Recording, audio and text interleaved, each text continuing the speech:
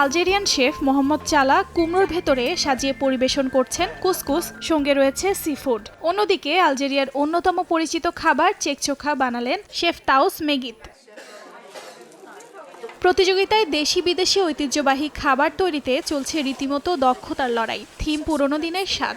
আলজেরিয়ার রাজধানী আলজিয়ার্সে বসেছে culinary art festival. আয়োজন করেছে গোল্ডেন আকনাফ association for tourism and culinary arts. ভিন্নধর্মী এই আয়োজনে অংশ নেয় 14টি দেশের 180 জনের বেশি শেফ।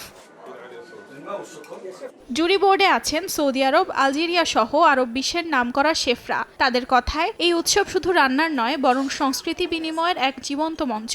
শুধু আলজেরিয়া নয়, প্রতিযোগিতায় জায়গা করে নিয়েছে সিরিয়া, তুরস্ক, মিশর, ইতালির মতো দেশও। অংশগ্রহণকারী দেশগুলোর সংস্কৃতিকে একত্রিত করা, তাদের সংস্কৃতিকে একে অপরের সঙ্গে মিলিয়ে দেখা এবং তাদের খাবার ও ঐতিহ্যকে স্বতঃস্ফূর্ত ও সরাসরি উপভোগ করে জানার সুযোগ রয়েছে এই উৎসবে। 3 দিনের এই উৎসব প্রমাণ করল খাবার কেবল স্বাদের নয়, বরং আত্মপরিচয়ের এক অনন্য ভাষা। অর্জিতা শেহজিন, সময় সংবাদ।